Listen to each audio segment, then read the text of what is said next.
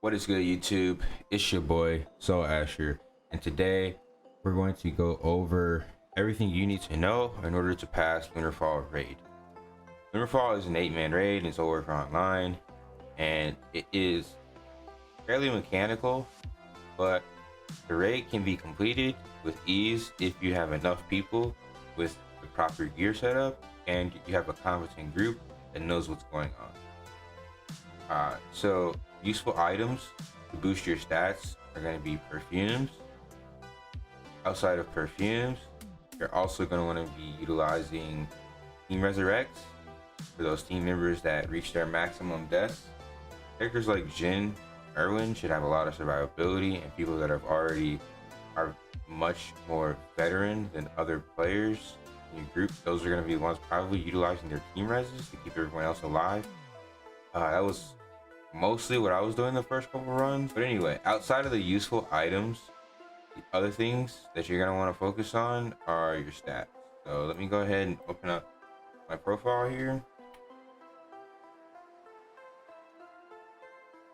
And my Irwin is currently in full HH accessories with most of the stats that I need. I have 30% short cooldowns, 33% DR. But what's really important here is my 90% boss damage. Even though I'm in AoE gear, I am utilizing boss damage drives in each piece. That way I can skip straight to Lunar Fall instead of wasting materials on each. So this is an option. If you optimize your AoE Disorder 1 set, you can reach that 90% boss damage. I don't even have a Tenebrous or the card for it, but still I'm able to reach 90%, which is pretty good. 37% armor break, and my accuracy is slightly low. You want to be between 2050 and 2100, preferably at 2100. Attack speed is 120% because I'm rocking shorter cooldowns. If you don't have the brilliant title, what you can do is rock title number 10, which gives you short cooldowns, because cooldowns are very important for this fight, especially for the follower phase, and just for overall DPS. Shorter cooldowns is always and then for you urban players out there, I'll go ahead and show my build. I am currently utilizing sliding step in my number 1 and submission call, because when the follower comes, Erwin's slow on his slide is essential. Also boosting your team's movement speed and armor break during follower phase is really good. Basically what I'm doing is I'm slowing into like a blaze hover. In order to get to Lunar Fall, what you do is you just come to the Boost Horizon, the bottom left corner, and on the docks here, you will see the entrance to LF, right? Alright, so here we are loading into Lunar Fall. And essentially the first thing you're going to want to do when you load in, honestly, is make sure you pop perfumes for crit damage, defense, attack. Whatever perfumes you have, I would highly recommend utilizing those for stat bonus. Azure Force Arculus spawn in the middle. Basically, you just call him the Knight. Spawns in the middle, and he has a couple skills in which you're gonna watch out for. This AoE skill will give you stacks. It will give you those yellow stacks with the red stroke around the box, red outline. And once that reaches 5, you're pretty much so highly recommend that you learn the attack pattern on those swords, because you can run sideways, dodge them, and you have to run outwards away from the center circle, or from the center circle. If you run outwards away from that circle, then you can completely avoid the AoE that happens after those swords. That's the main skill to watch out for. Anytime he turns or switches aggro, he's most likely going to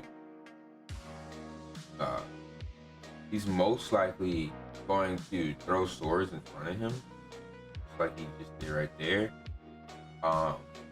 You can still dodge those just by moving sideways.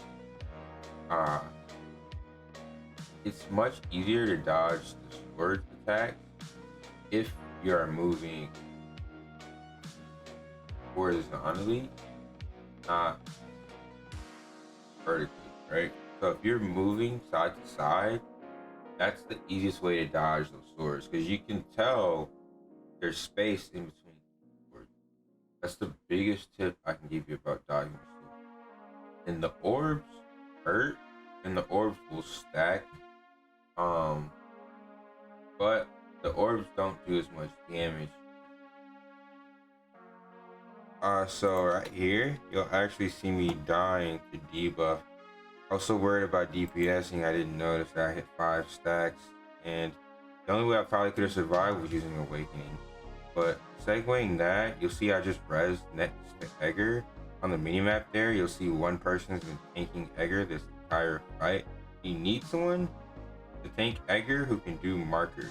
Because at certain intervals, as you see in this fight, Edgar will throw out a long range ability, and the marker needs to aim it at the knight, otherwise the knight will continuously heal. And then after you take down the knight, that's when you can switch to Edgar, and the marker is no longer as important. It just becomes a skill you want to aim away from the party. Alright, so for the rest of this fight, you're basically just going to be tanking, spaking Edgar, doing as much burst DPS as you can. He'll aggro switch every now and then, but he doesn't do any crazy DPS. His main skills to watch out for are going to be his portal when he spawns that and he shoots. The kind of vortex you just saw when he puts the blue aura in front of him. The fire that's on the ground, that kind of hurts. And then at certain periods he'll drop these like magical blue balls right here that you see exploding, and you're also going to want to dodge those. But as long as you're watching out for those abilities, you should be fine. He doesn't do, like I said, an insane amount of damage. Irwins and Jin shouldn't have a problem at all. Irwin just evades most of Edgar's DPS anyway, but if you're a squishier class, you're gonna want to make sure you're not standing in those abilities. But other than that, yeah, like I said, Edgar is pretty much just bursting down. He's not that strong. He's been waiting for this ass beating since the last carnival days, dude. I think he deserves it. Got him about 2 bars. We're just finishing up. And then after you finish Edgar, you're gonna run over to Queen's Throne. Queen's Throne, there's multiple skills you're gonna want to watch out for when you're fighting the Queen. Puddles. Whoever drops puddles should drop them near the wall to the side of the Queen, because puddles are necessary to cleanse the stack.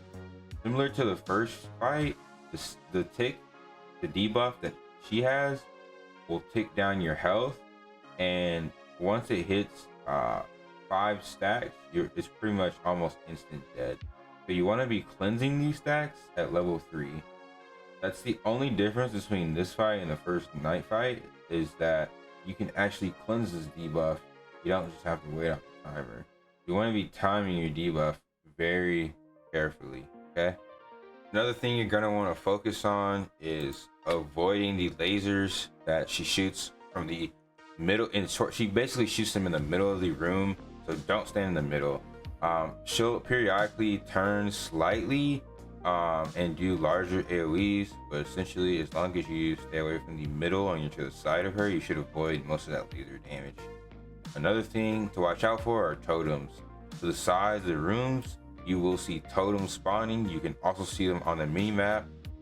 They pop up as little red icons, and then outside of totems, you see the follower here. Irwin's slow, Stella's slow, Lily's slow. Slowing this follower is key and essential.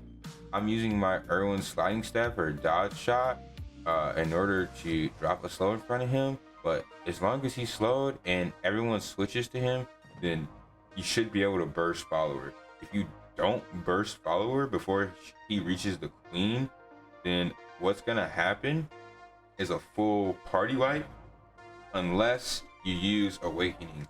Awakening is the only skill you can use that will allow you to dodge the Queen's one-shot ability once the follower hits. As you'll see here, I'm dropping puddles near the wall. That way the team can cleanse the puddles right there to the side of the Queen. But yeah, that's the majority of this fight. It's avoiding the lasers, cleansing your stats, and killing the follower.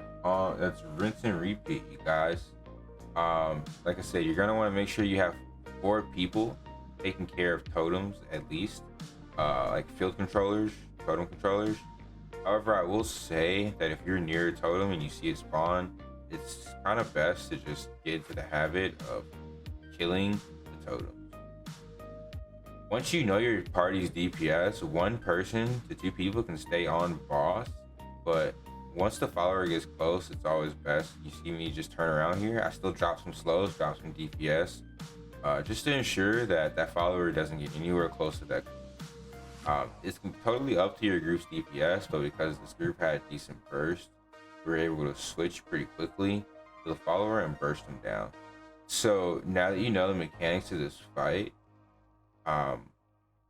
it's really just rinse and repeat. Some tips that I can give you guys for learning this fight is to just pay attention to the phase switches, the things that she's saying. Pay attention to the mini map during this queen fight, and pay attention to your position. These are going to be the main tips that I can give you during this fight. Other than that, you have to know your DPS rotation, because if someone in your group doesn't have their DPS rotation down correctly, then what's going to happen is you're going to miss DPS on the follow. Like I said, most of these people in this group were good enough to where we didn't have problems with the follower, but there are several runs that I did run without people as geared, and we had the damage output statistically, but because people didn't know the rotations, there were several times where the follower would hit the queen, and the only people that survived during that phase were people with awakening, but typically people with Roska, people with IO. Because I have a hidden Roska, I usually have mine up. That's such a useful card for this raid. Other key things to note: active Akasha cards do not work in Lunar Fall. As you'll see, I'm rocking all passives. I don't even have my MK2+1 on because I just wanted all damage, much damage as possible. As you'll see here, we're just rinsing and repeating, switching the follower. I'm spamming my dodge and slow on Irwin. We are just bursting as much as possible. But burst is key, but the slows, dude, the slows are literally necessary. Cannot reiterate that enough for the follower, you guys. But yeah, that is literally everything that I can think of that you guys really need to know about this dungeon. Thank you guys for watching. Definitely be on the lookout for more guys in the future. Make sure you're following on Twitch, and I will see you guys in a future video. Much love, you guys. Peace.